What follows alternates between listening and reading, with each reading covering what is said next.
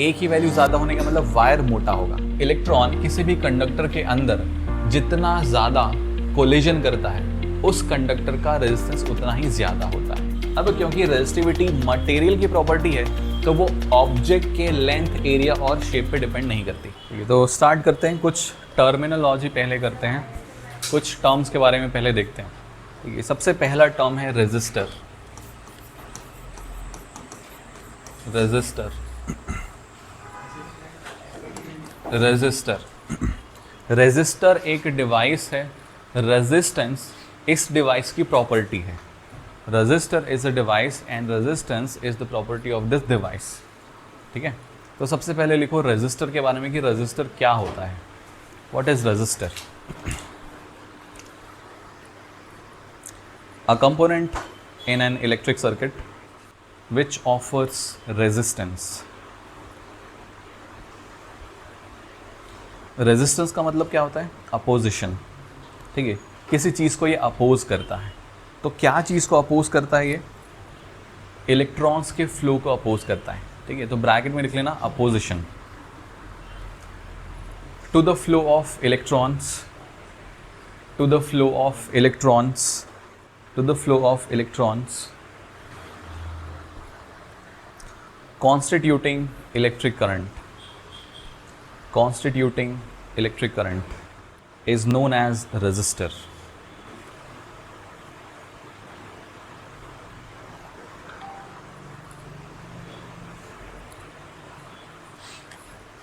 तो एक ऐसा डिवाइस जो कि किसी कंडक्टर में इलेक्ट्रॉन के फ्लो को रेजिस्ट करता है, यानी कि अपोज करता है या रोकता है, that device is called resistor.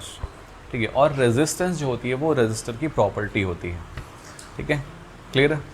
Okay. दूसरा होता है variable resistance. Variable resistance, variable resistance इसमें लिखना a component used in an electric circuit to change the current without changing potential difference across the circuit is known as variable resistance। तो एक ऐसा device जिसको use करके हम current की value change कर सकते हैं बिना पोटेंशियल डिफरेंस की वैल्यू को चेंज किए। ठीक है, उसको हम कहते हैं वेरिएबल रेजिस्टेंस। अगर हम रेजिस्टेंस बढ़ा देंगे तो करंट की वैल्यू कम हो जाएगी, और अगर रेजिस्टेंस की वैल्यू कम कर देंगे तो करंट की वैल्यू बढ़ जाएगी। तो वेरिएबल का मतलब ऐसा रेजिस्टेंस जिसको हम चेंज करा सकते हैं। ठीक है, ऐसा रेजिस्टेंस जिसको हम चेंज करा सकते हैं, that is called variable resistance. Clear? क्योंकि रेजिस्टेंस बढ़ेगा तो इलेक्ट्रॉन का फ्लो कम हो जाएगा, इलेक्ट्रॉन का फ्लो कम होगा तो करंट भी कम हो जाएगा। सिमिलरली इसके अपोजिट, अगर हम रेजिस्टेंस कम कर दें तो इलेक्ट्रॉन का फ्लो बढ़ जाएगा, इलेक्ट्रॉन का फ्लो बढ़ेगा तो करंट भी बढ़ जाएगा। तो यहाँ पे पोटेंशियल डिफरेंस को चेंज करने की ज़रूरत नहीं पड़ती है ना, वोल्टेज चेंज करने की ज़रूरत नहीं पड़ती है। वोल्टेज फिक्स रहता है, हम रेजिस्टेंस की वैल्यू चेंज करते हैं और करंट की वैल्यू उसके अकॉर्डिंग अपने आप चेंज हो जाती है। नेक्स्ट है rheostat. Number 3 is rheostat. Rheostat, it is a device used in an electric circuit to change the resistance and hence current in the circuit.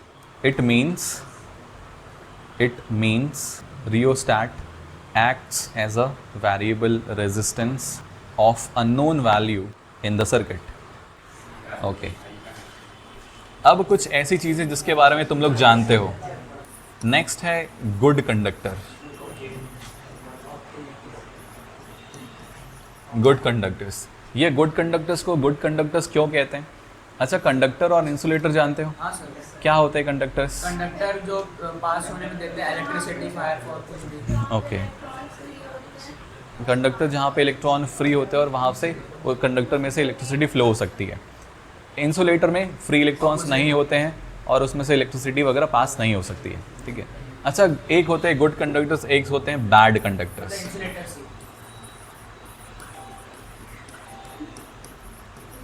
Insulator जिसमें बिल्कुल भी कंडक्शन नहीं होता। गुड कंडक्टर जहाँ पे कंडक्शन बहुत अच्छे से होता है। बैड कंडक्टर जिसमें कंडक्शन होता है लेकिन बहुत ख़राब। बहुत कम कंडक्शन होता है, उसको हम बैड कंडक्टर्स कहते हैं, ठीक है। तो गुड कंडक्टर्स यहाँ पे आसानी से इलेक्ट्रॉन का फ्लो होता है और आसानी से इलेक्ट्रिसिटी फ्लो हो सकती है। अब आसानी से इलेक्ट्रॉन का फ्लो कैसे होगा, जब ये जो कंडक्टर है ये कम रेजिस्टेंस ऑफर करेगा। गुड कंडक्टर्स में रेजिस्टेंस लो होता है, ठीक है। गुड कंडक्टर्स और बैड कंडक्टर्स दोनों में फ्री इलेक्ट्रॉन्स होते हैं, लेकिन जो गुड कंडक्टर्स होते हैं इसमें रेजिस्टेंस बहुत कम होता है, जिसकी वजह से इलेक्ट्रॉन्स आसानी से कंडक्टर के एक एंड से दूसरे एंड तक पास ऑन हो सकते हैं, ठीक है। तो इलेक्ट्रिसिटी पास होने में गुड कंडक्टर से डिफ़िकल्टी नहीं होती है, आसानी से पास हो जाते हैं। वहीं बैड कंडक्टर्स, इनका जो रेजिस्टेंस होता है वो हाई होता है, हाई रेजिस्टेंस, ठीक है। इनका रेजिस्टेंस हाई होता है। अब हाई रेजिस्टेंस होने की वजह से क्या होता है, ये इलेक्ट्रॉन्स को फ्लो तो होने देते हैं लेकिन आसानी से फ्लो होने नहीं देते, ठीक है, आसानी से फ्लो होने नहीं देते। तो इसलिए ये बैड कंडक्टर्स की कैटेगरी में आते हैं। रबर, प्लास्टिक, कपड़े, ठीक है, और लकड़ी, ये सब इंसुलेटर में आते हैं। इनसे कंडक्टर होता ही नहीं है, एकदम ज़ीरो कंडक्शन। जो बैड कंडक्टर है उसमें कुछ ऐसी चीज़ें जिससे कंडक्शन होता है, फॉर एग्जांपल जैसे कि वाटर बोल सकते हो। नॉन मेटल से भी कंडक्शन नहीं होता, नॉन मेटल से कंडक्शन नहीं होता। जैसे कि नॉन मेटल में कौन कौन आता है, कार्बन, नाइट्रोजन, ऑक्सीजन, जो एयर में प्रेजेंट होते हैं, ये सब नॉन मेटल्स होते हैं, ठीक है। क्लोरीन, ब्रोमीन, फ्लोरीन, ये सब नॉन मेटल्स होते हैं। तो इनसे कंडक्शन होता ही नहीं है, ठीक है।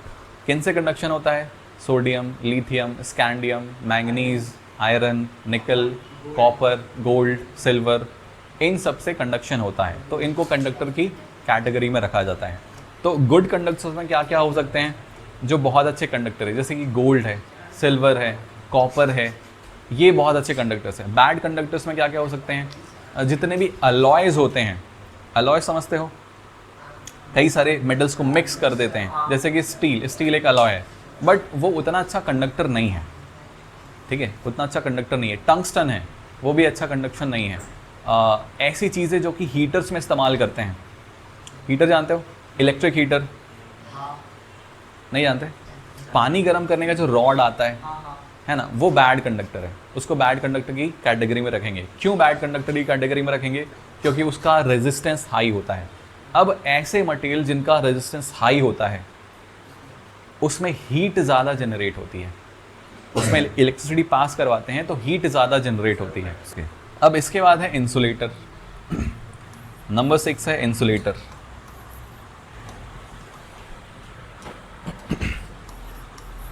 नंबर 6 लिखो, इंसुलेटर। इंसुलेटर्स क्या होते हैं, जिसमें कंडक्शन बिल्कुल भी नहीं होता। अच्छा, कंडक्शन क्यों बिल्कुल नहीं होता, क्योंकि इनका रेजिस्टेंस बहुत ज़्यादा हाई होता है, very very high resistance, very high resistance होता है इनमें।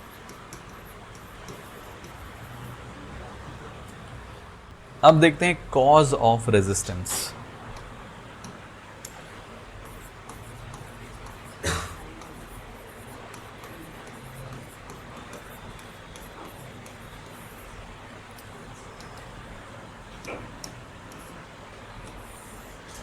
कॉज ऑफ रेजिस्टेंस,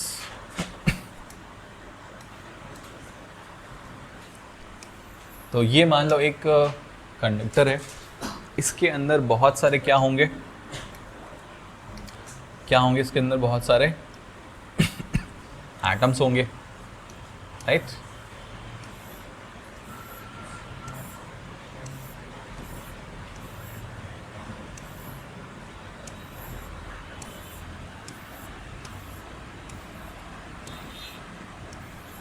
ऐसे बहुत सारे एटम्स होंगे। अब कंडक्टर है तो इसके अंदर इलेक्ट्रॉन्स भी होंगे, ठीक है, इलेक्ट्रॉन्स भी होंगे। तो मान लेते हैं यहाँ कहीं पे है इलेक्ट्रॉन, ठीक है, ये है अपना इलेक्ट्रॉन। हमने पढ़ा है कि जो कंडक्टर होता है अगर वो रूम टेम्परेचर पे भी रहे तो भी उसके अंदर जो फ्री इलेक्ट्रॉन्स होते हैं वो इधर से उधर ट्रैवल करते रहते हैं। पढ़ा है हमने, कैसे ट्रैवल करते रहते हैं, क्योंकि रूम टेम्परेचर पे भी इतनी हीट एनर्जी उनको मिल जाती है कि वो एक जगह से दूसरी जगह जा सकते हैं, है ना। उनकी एनर्जी कभी भी ज़ीरो नहीं होती है, इलेक्ट्रॉन्स की एनर्जी, ठीक है। तो इलेक्ट्रॉन्स क्या करते हैं, एक जगह से दूसरी जगह ट्रैवल करते रहते हैं। लेकिन कैसे ट्रैवल करते हैं, जैसे ये इलेक्ट्रॉन है, ये क्या करेगा, पहले इस तरफ कहीं कुछ जाएगा तो इससे टकरा गया, है ना। एकदम सीधा सीधा रास्ता तो है नहीं, सीधा रास्ता कहाँ है ना। वो इलेक्ट्रॉन इधर गया, टकरा गया। मान लो इससे हम बैटरी कनेक्ट कर देते हैं, ये सामने इससे बैटरी कनेक्ट कर दिया, ये साइड नेगेटिव और ये साइड हो गया पॉजिटिव, ठीक है। अब इलेक्ट्रॉन को जाना किस तरफ है, पॉजिटिव साइड में। क्यों जाएगा इलेक्ट्रॉन पॉजिटिव साइड में, क्योंकि इलेक्ट्रॉन के पास में नेगेटिव चार्ज है, जाएगा। आ रहा समझ में, ओके। कैसे जाएगा, अब जैसे इलेक्ट्रॉन इस तरफ बढ़ा, सामने ये एटम है, इससे टकरा गया। अब टकरा गया तो क्या हो गया, ये रुक गया। लेकिन इलेक्ट्रॉन पे फोर्स लग रहा है, कौन लगा रहा है, ये पॉजिटिव टर्मिनल, क्योंकि जो प्लस चार्ज होता है या जो पॉजिटिव टर्मिनल होता है वो नेगेटिव को अपनी तरफ अट्रैक्ट करता है। अट्रैक्ट कर रहा है मतलब अट्रैक्टिव फोर्स लगा रहा है। तो इलेक्ट्रॉन पे कॉन्स्टेंटली इस तरफ यानी कि लेफ्ट हैंड साइड पे या पॉजिटिव टर्मिनल की तरफ अट्रैक्शन फोर्स लग रहा होता है ऑल द टाइम। तो इलेक्ट्रॉन इस तरफ गया और इससे टकरा गया, फिर टकरा गया तो फिर कहीं ना कहीं तो उसको जाना ही है ना। तो हो सकता है फिर इलेक्ट्रॉन इस तरफ चला जाए, तो इलेक्ट्रॉन यहाँ पर चला गया, फिर इससे गया, फिर टकरा गया, फिर इससे टकराने के बाद हो सकता है इस तरफ आ जाए, तो इधर आया, फिर इससे फिर टकरा गया, फिर हो सकता है नीचे चला जाए, फिर यहाँ पे फिर टकरा गया, फिर इससे टकराने के बाद फिर इस तरफ आ गया, फिर हो सकता है इस तरफ आ जाए, फिर ऐसे आए, फिर उसके बाद ऐसे, फिर ऐसे जा करके कहीं ये यहाँ तक पहुँचता है, ठीक है। ये तो हमने एक इलेक्ट्रॉन का देखा। कंडक्टर के अंदर बहुत सारे इलेक्ट्रॉन्स होते हैं और सभी जो है इसी तरीके से ट्रैवल करते हैं। जिग जैग मोशन कहते हैं इसको, इलेक्ट्रॉन्स का जिग जैग मोशन, ठीक है। वो स्ट्रेट पाथ पे ट्रैवल नहीं करता, ठीक है, कोलाइड कर करके ट्रैवल करता है कंडक्टर्स के एटम्स और आयन से। एटम्स भी होता है और आयन्स भी होते हैं, दोनों होते हैं, ठीक है। तो ये जो कोलिजन है, ये जो कोलिजन कर रहा है इलेक्ट्रॉन, इसी को हम कहते हैं रेजिस्टेंस, ठीक है। कोलिजन जो होता है इसी को हम कहते हैं रेजिस्टेंस। रेजिस्ट मतलब क्या, रोकना। और इलेक्ट्रॉन को यहाँ से यहाँ तक आने से रोक कौन रहा है, कंडक्टर के खुद के एटम्स और आयन्स। तो इलेक्ट्रॉन किसी भी कंडक्टर के अंदर जितना ज़्यादा कोलिजन करता है, उस कंडक्टर का रेजिस्टेंस उतना ही ज़्यादा होता है। क्लियर। इलेक्ट्रॉन किसी भी कंडक्टर के अंदर जितना ज़्यादा कोलिजन करता है एक पॉइंट से दूसरे पॉइंट तक जाने में, उस कंडक्टर का रेजिस्टेंस उतना ही ज़्यादा होता है। क्लियर। रेजिस्टेंस मतलब रोकना। रोकता कौन है, कंडक्टर के अपने ही एटम्स और आयन्स। अब जब कोई दो चीज़ टकराती है तो कुछ होता है। कोई भी दो चीज़ टकराती है तो हीट जनरेट होती है। जैसे दो पत्थर है, टकरा दो तो क्या होगा, हीट जनरेट होगी। यहाँ पर भी होता है। जैसे तुम लोगों ने देखा होगा कहीं वायर जल गया, तो वायर जलता क्यों है? नहीं, कनेक्शन एकदम सही है, लेकिन फिर भी वायर जल गया, ओवरफ्लो हो गया। क्या चीज़ ओवरफ्लो हो गया? करंट ओवरफ्लो हो गया। अब देखो, जैसे कि मान लो ये जो वायर लगा हुआ है, ये वाइट कलर का जो वायर ये लगा हुआ है, ये जो वायर है मैक्सिमम 5 एम्पियर तक करंट झेल सकता है। 5 एम्पियर तक का हम करंट से फ्लो कराएंगे तो इससे कोई दिक्कत नहीं होगी। लेकिन अगर हम 10 एम्पियर फ्लो करा दें तब ये जल जाएगा। क्यों जलेगा भाई? ओवरफ्लो, ठीक है, ओवरफ्लो हुआ, लेकिन ओवरफ्लो की वजह से ऐसा क्या हुआ जिससे ये जल गया? जल गया मतलब ज़्यादा गर्म हो गया ना। जलेगा कैसे? गर्म हो के जलेगा, तो मतलब गर्म हो रहा है। तो गर्म कैसे हो रहा है? वो एक्स्ट्रा इलेक्ट्रॉन्स आ रहे हैं उसमें। एक्स्ट्रा इलेक्ट्रॉन, हाई रेजिस्टेंस होगा, ठीक है, हाँ वो भी करेक्ट है। अब देखो 5 एम्पियर का ये वायर है, तो 5 एम्पियर तक हम करंट फ्लो कराएंगे तो कोई दिक्कत नहीं होगी। इलेक्ट्रॉन आसानी से एक पॉइंट से दूसरे पॉइंट तक पहुंच जाएंगे। लेकिन अगर हम करंट की वैल्यू डबल कर दें या 5 से ज़्यादा कर दें तो क्या होगा? ज़्यादा नंबर ऑफ इलेक्ट्रॉन्स अब वायर में से फ्लो होने लगेंगे। अगर हम करंट की वैल्यू बढ़ा देते हैं तब क्या होता है? नंबर ऑफ इलेक्ट्रॉन्स बढ़ जाते हैं, और नंबर ऑफ इलेक्ट्रॉन्स के बढ़ने से नंबर ऑफ कोलिजन्स भी बढ़ जाते हैं, क्योंकि जाना सबको एक पॉइंट से दूसरे पॉइंट तक ही है, ठीक है।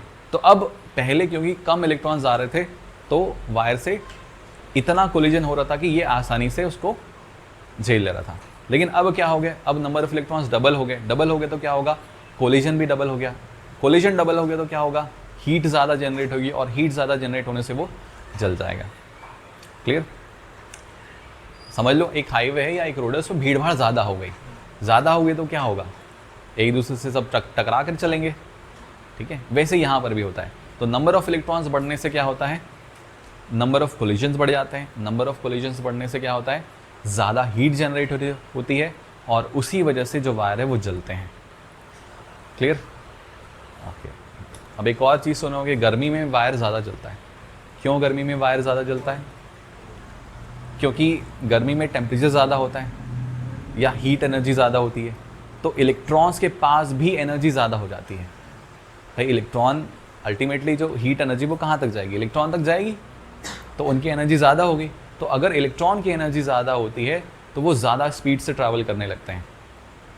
ठीक है, और ज़्यादा स्पीड से ट्रैवल करेंगे तो वो ज़्यादा कंडक्टर के एटम्स होते हैं उससे कोलाइड कर करके ट्रैवल करते हैं।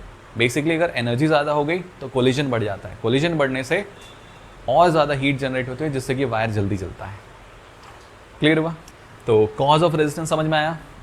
इसको हम एक लाइन में क्या लिख सकते हैं,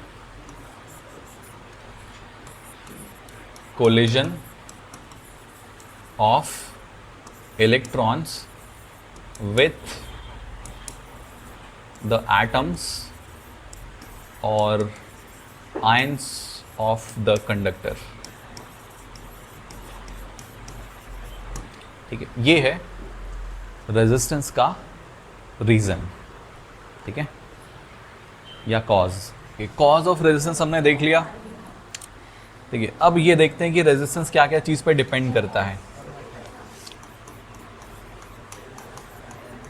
factors on which resistance depends।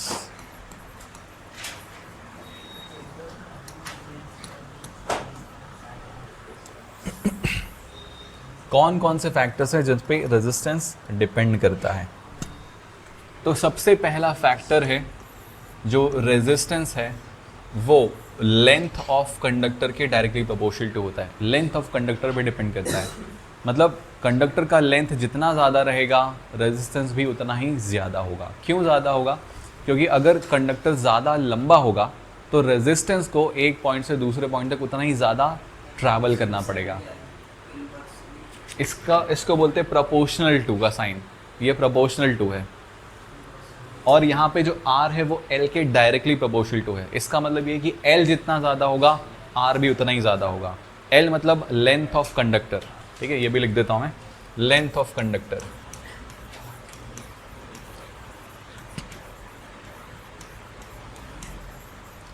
तो लेंथ ऑफ कंडक्टर ज़्यादा होगा तो क्या होगा, इलेक्ट्रॉन को उतना ही ज़्यादा लंबा ट्रैवल करना पड़ेगा, और जितना ज़्यादा दूर तक इलेक्ट्रॉन ट्रैवल करेगा उतना ही ज़्यादा वो कोलाइड कर करके ट्रैवल करेगा। ठीक है, तो कोलिजन ज़्यादा होगा तो ऑब्वियस सी बात है रेजिस्टेंस भी ज़्यादा होगा। समझ में आया? ठीक है, दूसरा है resistance area of cross section के इनवर्सली प्रोपोर्शनल टू होता है। अब एरिया ऑफ क्रॉस सेक्शन मैंने बताया था क्या होता है। ये एक वायर है, तो अगर वायर को ऐसे एक जगह से काट दोगे और सामने से देखोगे तो ये जो गोल सा पोर्शन दिखेगा है ना, ये सामने से अगर देखोगे तो उसको बोलते हैं क्या, क्रॉस सेक्शन। बेसिकली हम क्रॉस सेक्शन का मतलब क्या होता है, वायर की मोटाई को दिखाते हैं इससे। तो वायर जितना ज़्यादा मोटा होगा उतना ही रेजिस्टेंस कम होगा। आर ए के इनवर्सली प्रोपोर्शनल टू है। दैट मीन्स अगर ए की वैल्यू ज़्यादा होगी तो रेजिस्टेंस कम होगा। ए की वैल्यू ज़्यादा होने का मतलब वायर मोटा होगा। जैसे ये वायर है और ये एक और वायर बनाता हूँ मैं, ये एक वायर है, तो ये जो सेकंड नंबर का वायर है इस वायर का क्रॉस सेक्शन ज़्यादा है, ये वायर मोटा है। ठीक है, ये वायर पतला है तो इसका क्रॉस सेक्शन ज़्यादा है। तो लेट इसका क्रॉस सेक्शन हम मान लेते हैं A2 है, इसका क्रॉस सेक्शन A1 है। तो A1 छोटा है और A2 बड़ा है। किसका रेजिस्टेंस ज़्यादा होगा, किसका रेजिस्टेंस कम होगा? A2 का रेजिस्टेंस कम होगा और A1 का रेजिस्टेंस ज़्यादा होगा। अब क्यों होगा ऐसा? अगर वायर मोटा है तो उसका रेजिस्टेंस कम होगा या वो लेसर रेजिस्टेंस ऑफर करेगा इलेक्ट्रॉन्स को। क्यों ऑफर करेगा लेसर रेजिस्टेंस? इसका ऐसा मतलब समझो, एक रोड है जिससे 5 कार जा रही है। अभी हमने रोड का साइज डबल कर दिया। अगर रोड का साइज डबल कर दिया तो क्या होगा? वो जो 5 कार्स जा रही थी वो ज़्यादा आसानी से जा पाएंगी, ज़्यादा स्पीड जा पाएंगे, है ना। तो वायर को मोटा करने का मतलब होता है कि हमने स्पेस ज़्यादा दे दिया इलेक्ट्रॉन्स को ट्रैवल करने के लिए। इलेक्ट्रॉन्स उतने ही ट्रैवल कर रहे हैं, लेकिन अब वो ज़्यादा आसानी से ट्रैवल करेंगे। क्यों? क्योंकि स्पेस ज़्यादा मिलेगा उनको। ज़्यादा स्पेस मिलेगा तो ज़्यादा आसानी से ट्रैवलिंग होगी, ठीक है। ज़्यादा स्पेस मिलेगा तो कोलिजन कम होगा बेसिकली, ठीक है। कोलिजन कम होगा, तो कोलिजन कम होगा तो रेजिस्टेंस भी कम होगा। क्लियर हुआ? समझ में आया? पतला अगर वायर होगा तो इलेक्ट्रॉन्स को ट्रैवल करने के लिए कम जगह मिलेगी। कम जगह में क्या होगा? कोलिजन ज़्यादा होगा। कोलिजन ज़्यादा होगा तो रेजिस्टेंस भी ज़्यादा होगा। अगर हमने एरिया ऑफ क्रॉस सेक्शन ज़्यादा लिया, यानी कि अगर मोटा वायर लिया, तो मोटे वायर में क्या होगा? स्पेस ज़्यादा मिलेगा इलेक्ट्रॉन्स को ट्रैवल करने के लिए, जिससे कोलिजन की वैल्यू, कोलिजन कम हो जाएगा। कोलिजन कम होगा तो रेजिस्टेंस भी कम होगा। क्लियर हुआ? ठीक है। तीसरा जो होता है वो नेचर होता है, nature of material. Her material का नेचर अलग होता है। आयरन का अलग है, कॉपर का अलग है, लेड का अलग है, मरकरी का अलग है, गोल्ड का अलग है, सबका अलग अलग है, ठीक है। तो रेजिस्टेंस नेचर ऑफ मटेरियल पे डिपेंड करता है। बेसिकली ये जो नेचर है वो स्ट्रक्चर को दिखाता है, किसी मटेरियल का स्ट्रक्चर कैसा है, उसमें से इलेक्ट्रॉन को इधर से उधर जाने में कितना कोलिजन करना पड़ेगा, ये उसके स्ट्रक्चर पे डिपेंड करता है। मॉलिक्यूलर स्ट्रक्चर बोल लो या एटमिक स्ट्रक्चर बोल लो, ठीक है। एटम जो होते हैं वो अलग अलग टाइप के मटेरियल में अलग अलग तरीके से अरेंज होते हैं, ठीक है। किसी में क्यूबिकल होता है, किसी में हेक्सागोनल होता है, तो ऐसा बहुत सारे टाइप के स्ट्रक्चर होते हैं, है ना। क्लास 12th में ये तो वहाँ पे पढ़ोगे। तो नेचर ऑफ मटेरियल पे डिपेंड करता है। नंबर 4 होता है टेम्परेचर।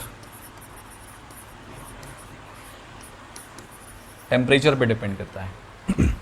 टेम्परेचर जितना ज़्यादा होता है रेजिस्टेंस भी उतना ही ज़्यादा होता है। तो बेसिकली अपन बोल सकते हैं जो रेजिस्टेंस होता है कंडक्टर का, ठीक है, वो टेम्परेचर के डायरेक्टली प्रोपोर्शनल टू होता है। जितना ज़्यादा टेम्परेचर होगा उतना ही ज़्यादा रेजिस्टेंस होगा। क्यों होगा? टेम्परेचर की ज़्यादा होने से क्या होता है? इलेक्ट्रॉन्स की एनर्जी की वैल्यू ज़्यादा होती है। इलेक्ट्रॉन ज़्यादा एनर्जेटिक होते हैं, ज़्यादा एनर्जेटिक होने से वो ज़्यादा स्पीड से ट्रैवल करते हैं और कोलिजन ज़्यादा होता है कंडक्टर के अंदर। क्लियर? कोलिजन ज़्यादा होगा तो रेजिस्टेंस की वैल्यू ज़्यादा हो जाएगी, ठीक है। आए समझ में? ओके। इसको हम इक्वेशन नंबर, इसको मिटा दो कि रहने दो? नहीं, रहने देते हैं, ये काम की चीज़ है वैसे। ऐसा इसको क्वेश्चन बना के भी दिया जा सकता है। 2 कंडक्टर दे देंगे, एक का क्रॉस सेक्शन कम रहेगा, एक का क्रॉस सेक्शन ज़्यादा रहेगा, पूछेगा। इसको पूछा जा सकता है ऐसा क्वेश्चन बना करके, किसका रेजिस्टेंस वैल्यू ज़्यादा है। अच्छा, एक और क्वेश्चन पूछता हूँ मैं।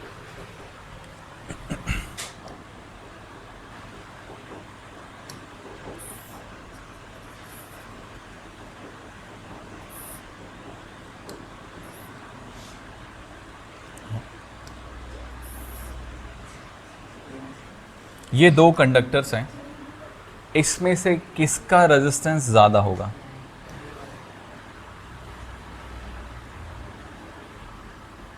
ये 2 कंडक्टर्स हैं, इसमें से किसका रेजिस्टेंस ज़्यादा होगा? वेट दोनों का सेम है। सेकेंड वाले का। ये कंडक्टर नंबर 1 है, ये कंडक्टर नंबर 2 है। किसका रेजिस्टेंस ज़्यादा होगा?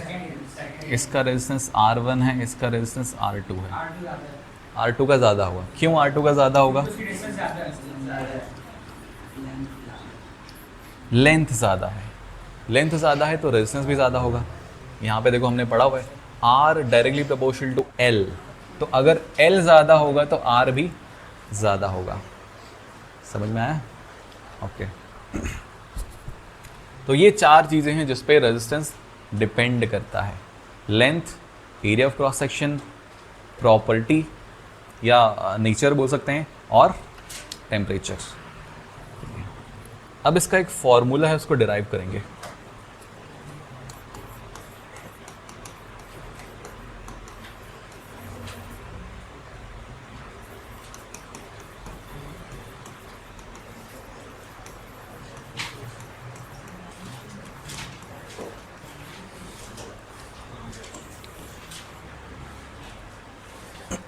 हमने पढ़ा है क्या, जो रेजिस्टेंस है वो लेंथ ऑफ कंडक्टर के डायरेक्टली प्रोपोर्शनल टू होता है और एरिया ऑफ क्रॉस सेक्शन के इन्वर्सली प्रोपोर्शनल टू होता है।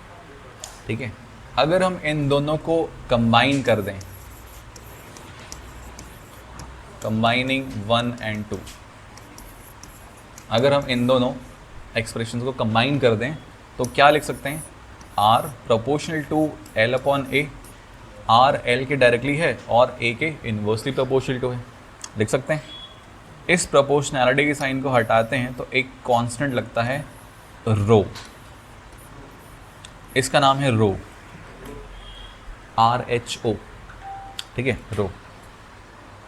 ये जो रो है इसको कहते हैं resistivity of the material. Rho is resistivity of the material. तो ये है रेजिस्टेंस का expression. Clear? R is equals to rho L upon A। R is equals to हमने क्या पढ़ा, rho L upon A। Rho is क्या है, what is rho, resistivity of material. ठीक है, इसको हम स्पेसिफिक रेजिस्टेंस भी कहते हैं, स्पेसिफिक रेजिस्टेंस। ठीक है, रो को हम स्पेसिफिक रेजिस्टेंस भी कहते हैं। तो दोनों नाम से पूछ सकता है, रेजिस्टिविटी भी पूछ सकता है और स्पेसिफिक रेजिस्टेंस लिखकर भी पूछ सकता है। ठीक है, अच्छा, आर जो होता है ये क्या है, रेजिस्टेंस। आर का जो यूनिट होता है, यूनिट ऑफ आर क्या होता है, ये ओम। ठीक है, जिसको हम कैसे डिनोट करते हैं, कुछ इस तरीके से, ओम। क्लियर? अच्छा, अभी हम रो का यूनिट निकालेंगे, रो का यूनिट, रेजिस्टिविटी का यूनिट निकालेंगे। तो यहां से देखो, R equals to rho L by A है, तो रो इज इक्वल्स टू मैं क्या लिख सकता हूं, R A अपॉन L ऐसा लिखा जा सकता है। A को R के पास में भेज दिए, L को R के नीचे भेज दिए, R A अपॉन L लिख सकते हैं। अब देखो, R का यूनिट क्या है, ओम। A मतलब एरिया, एरिया का unit metre square, upon L, L for length, length का यूनिट मीटर। 1 मीटर देखो यहां से कट गया तो 1 मीटर बचेगा, तो ओम मीटर, ये हो जाता है unit of resistivity. Unit of rho is ohm metre. ये कुछ पॉइंट्स लिखो, कुछ points, important points about resistance and resistivity.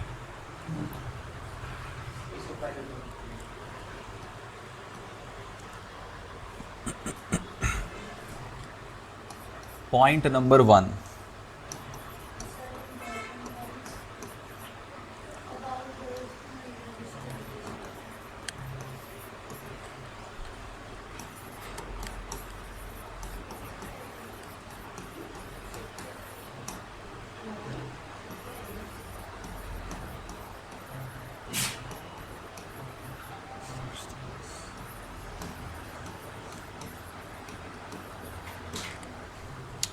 ये है point number 1।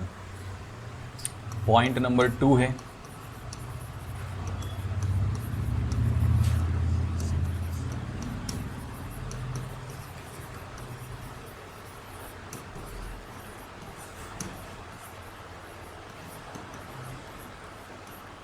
resistance is the property of an object and resistivity is the property of a substance or material जिससे object बनता है।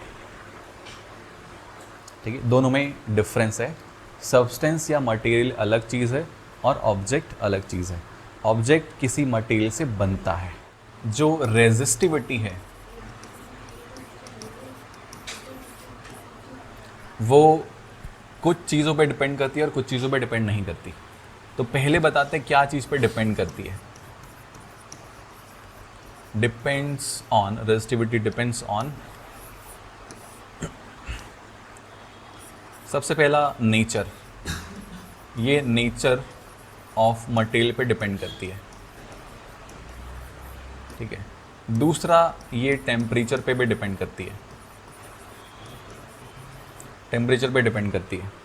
ये दोनों चीज़ों पे रेजिस्टिविटी डिपेंड करती है। अब क्या क्या चीज़ पे डिपेंड नहीं करती?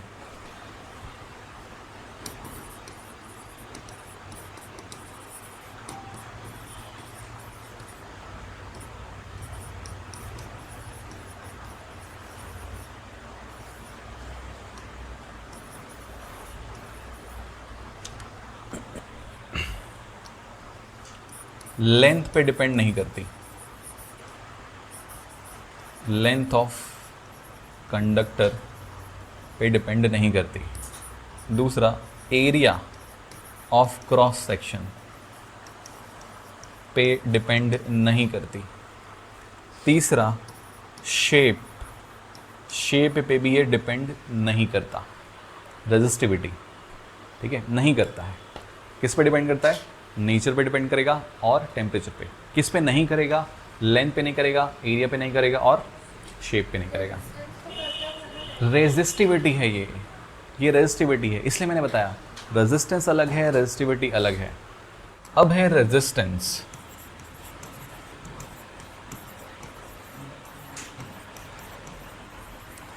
रेजिस्टेंस डिपेंड्स ऑन, तो सबसे पहली चीज़, रेजिस्टेंस उन सारी चीज़ों पर डिपेंड करता है जिस पर रेजिस्टिविटी डिपेंड करती है।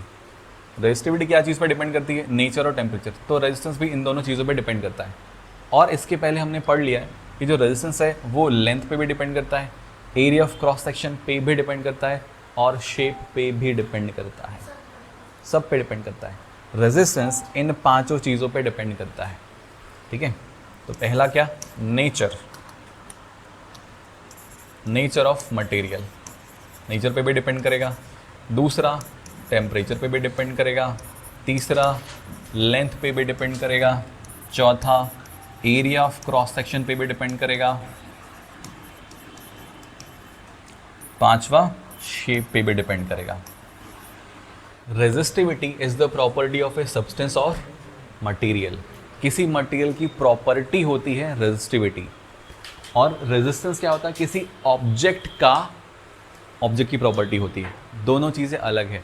ऑब्जेक्ट किसी मटेरियल से बनता है, क्लियर? ऑब्जेक्ट किसी न किसी मटेरियल से बनेगा, और जो ऑब्जेक्ट बनेगा उसका कुछ ना कुछ लेंथ होगा, कुछ ना कुछ एरिया ऑफ क्रॉस सेक्शन होगा, कुछ ना कुछ उसका शेप होगा, क्लियर? अब क्योंकि रेजिस्टिविटी मटेरियल की प्रॉपर्टी है तो वो ऑब्जेक्ट के लेंथ, एरिया और शेप पे डिपेंड नहीं करती। वो क्या चीज़ पे डिपेंड करेगी? मटेरियल के नेचर और टेम्परेचर पे डिपेंड करेगी। क्लियर हुआ? समझ में आया? ठीक है। तो अगर दो कंडक्टर हैं, मान लो एक कंडक्टर ये है और दूसरा कंडक्टर ये है, ठीक है। मान लो एक जो है वो आयरन है और दूसरा जो है वो कॉपर है, ठीक है।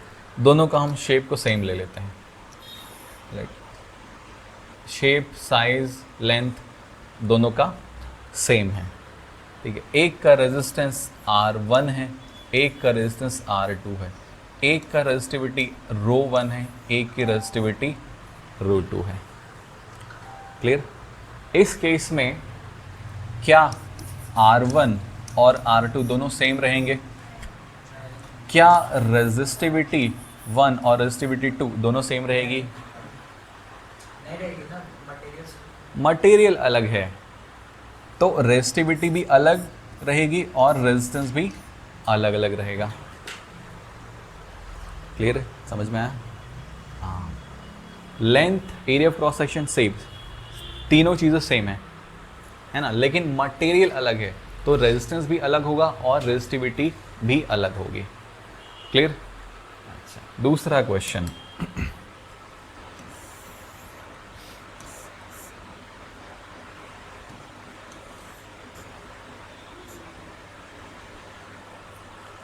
अब ये दूसरा क्वेश्चन है, ये कॉपर है और ये भी कॉपर है, ठीक है। इसकी रेजिस्टिविटी, इसका रेजिस्टेंस R1 है और रेजिस्टिविटी ρ1 है, इसका रेजिस्टेंस R2 है और रेजिस्टिविटी ρ2 है। अब इस केस में बचाना है, क्या R1 और R2, जिससे पूछूंगा वही बताएगा, क्या R1 और R2 सेम होंगे, और क्या रो 1 और रो 2 सेम होंगे? क्या दोनों का रेजिस्टेंस सेम हो? सेम नहीं होंगे। ओके, सेम नहीं होंगे। और क्यों सेम होंगे? रेजिस्टिविटी 1 और रेजिस्टिविटी 2 सेम होंगे, क्यों?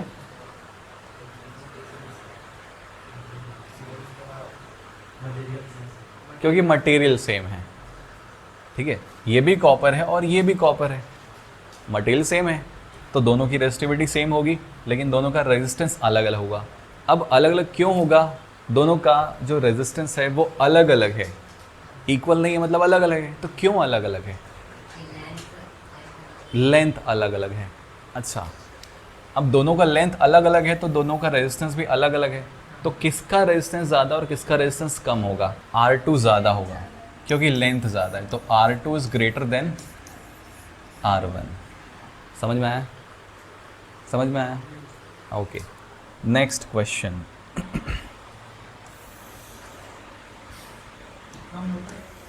हाँ, बना सकते हैं।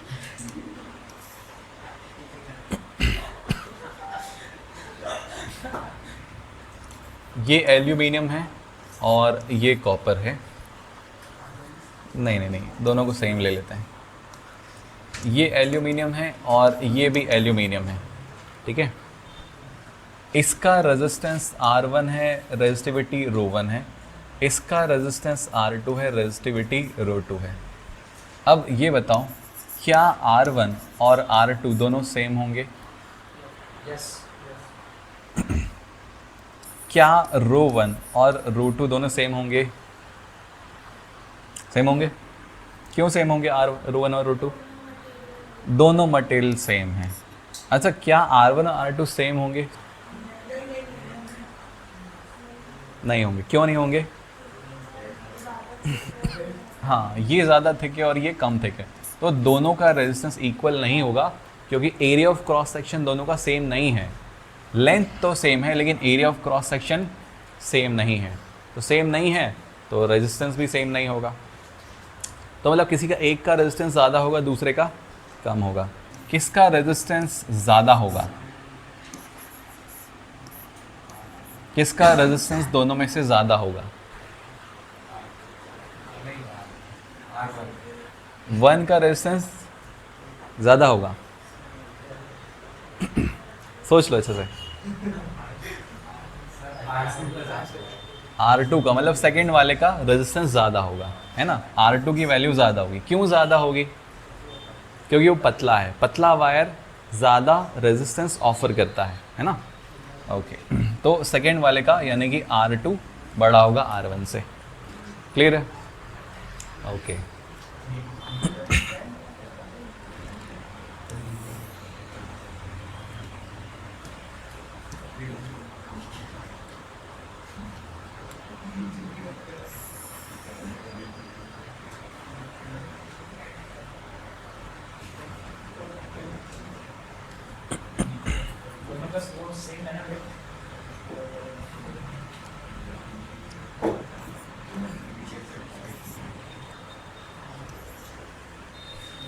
हाँ, दोनों का वेट सेम है।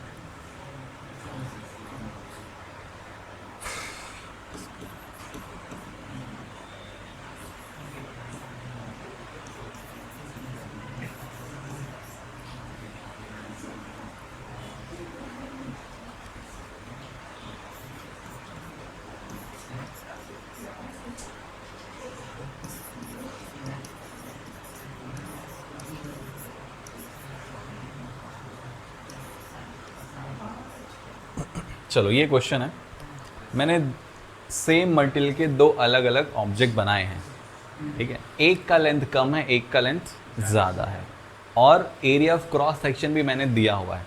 भले मैंने दोनों का area of cross section same बनाया होगा, लेकिन मैंने यहाँ पे गिवन दिया है कि A2 बड़ा है A1 से। एरिया ऑफ क्रॉस सेक्शन इसका ज़्यादा है और इसका कम है। अब बताओ किसका रेजिस्टेंस ज़्यादा होगा और किसका रेजिस्टिविटी ज़्यादा होगा?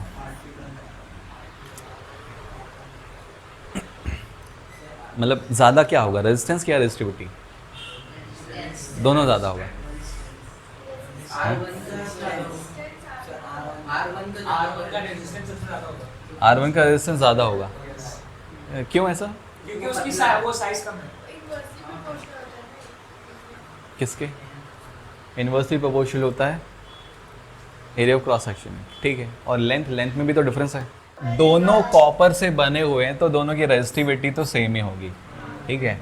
लेकिन देखो फर्स्ट वाले का लेंथ कम है और सेकेंड वाले का लेंथ ज़्यादा है, तो अगर हम सिर्फ लेंथ को देखें तो सेकेंड वाला जो है उसका रेजिस्टेंस ज़्यादा होना चाहिए, लेकिन area of cross section second वाले का ज़्यादा है और फर्स्ट वाले का कम है, तो जिसका एरिया ऑफ क्रॉस सेक्शन ज़्यादा होता है तो उसका रेजिस्टेंस कम हो जाता है ना। तो एरिया के हिसाब से ये वाले का रेजिस्टेंस कम होना चाहिए और इसका ज़्यादा होना चाहिए। तो ऐसे केसेस में हम इसको प्रेडिक्ट नहीं कर सकते कि कौन सा ज़्यादा होगा कौन सा कम होगा, प्रेडिक्ट नहीं कर सकते। वो कैसे पता चलेगा? जब लेंथ और एरिया ऑफ क्रॉस सेक्शन की वैल्यू गिवन रहेगी, ठीक है, या एटलीस्ट लेंथ की वैल्यू गिवन रहेगी, तभी हमको पता चलेगा, अदरवाइज नहीं पता चलेगा। हाँ, तब भी कैसे करेंगे? क्वेश्चन दिया रहेगा, उसमें लेंथ और एरिया वगैरह की वैल्यू दी रही, कुछ ना कुछ तो दिया रहेगा, उससे हम प्रेडिक्ट कर पाएंगे। हाँ, कैलकुलेट करके बता पाएंगे, है ना। तो अभी हम ये R1 और R2 को प्रेडिक्ट नहीं कर सकते। अच्छा, अगर मैं इसका उल्टा सिनेरियो दे दूँ, उल्टा सिनेरियो का मतलब ये है कि अगर मैं इसको उल्टा कर दूँ, अब A1 बड़ा है और A2 छोटा है, अब इस केस में क्या होगा? R2 बड़ा हो जाएगा। क्यों बड़ा हो जाएगा? लेंथ भी बड़ा है और एरिया ऑफ क्रॉस सेक्शन भी कम है, तो दोनों फैक्टर क्या कर रहे हैं? इसका रेजिस्टेंस बढ़ा रहे हैं। क्लियर? आया समझ में? कंसेप्ट क्लियर हुआ? अब बना लोगे क्वेश्चन? ये होमवर्क बस हो जाएगा। हाँ हाँ, नहीं समझ में आया? मतलब ये इसका, अच्छा देखो, फर्स्ट वाला कॉपर से बना हुआ है, सेकेंड वाला भी कॉपर से बना है, तो दोनों की रेजिस्टिविटी तो सेम होगी क्योंकि मटेरियल सेम है। अब हमने पढ़ा है क्या कि जो रेजिस्टेंस है वो लेंथ के डायरेक्टली प्रोपोर्शनल टू होता है और एरिया ऑफ क्रॉस सेक्शन के इन्वर्सली प्रोपोर्शनल टू होता है। जो जिसका लेंथ ज़्यादा होगा उसका रेजिस्टेंस ज़्यादा होगा, जिसका एरिया कम होगा उसका रेजिस्टेंस ज़्यादा होगा, ठीक है। तो पहला फैक्टर हम लेंथ लेके चलते हैं, तो लेंथ ये सेकेंड वाले का ज़्यादा है और फर्स्ट वाले का कम है, तो सेकेंड वाले का रेजिस्टेंस ज़्यादा होगा लेंथ वाइज, ठीक है, अगर सिर्फ लेंथ को देख के चले तो। अब एरिया को देखते हैं, तो जिसका एरिया कम होगा उसका रेजिस्टेंस ज़्यादा होगा, तो एरिया दोनों में से किसका कम है? सेकेंड वाले का। तो सेकेंड वाले का एरिया कम है तो सेकेंड वाले का रेजिस्टेंस भी ज़्यादा होगा। तो अगर हम एरिया देखें तब भी सेकेंड वाले का ही रेजिस्टेंस ज़्यादा निकल के आ रहा है, ठीक है। तो दोनों जो फैक्टर हैं लेंथ और एरिया दोनों, वो सेकेंड वाले को सपोर्ट करें कि उसका रेजिस्टेंस ज़्यादा होगा। क्लियर है? अभी आया समझ में? क्योंकि अगर मैंने लिखा A2 lesser than A1, that means ये वाला जो वायर है या कंडक्टर है ये पतला है, पतला अगर कंडक्टर है तो उसका रेजिस्टेंस ज़्यादा होगा। क्लियर? तो दोनों फैक्टर सपोर्ट कर रहे हैं कि सेकेंड वाले का रेजिस्टेंस ज़्यादा होगा as compare to first one. Clear हुआ? समझ में आया? ठीक है, तो आज की क्लास यहीं पे ख़त्म करते हैं।